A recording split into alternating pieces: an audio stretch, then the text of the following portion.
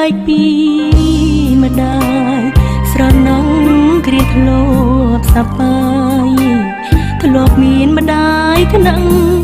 ថ្នមថាតែពេលនេះអ្វី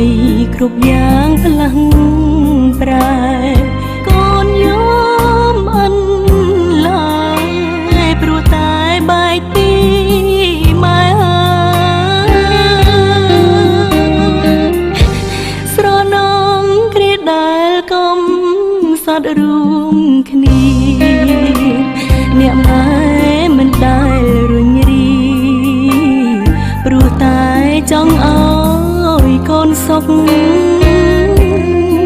រឿងលំបាក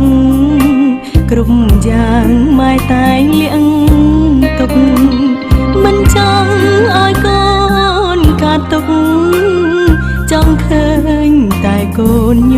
ញឹមទឹកភ្នែកហូរព្រោះតែនឹកនាងម្ដាយ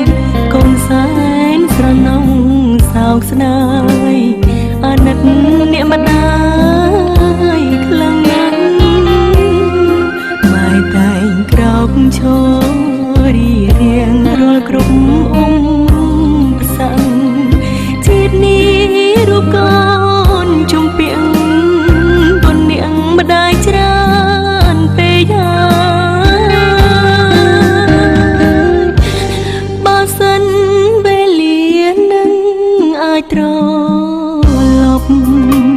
កូននឹងអបម៉ែឲ្យជាប់មិនឲ្យរបូ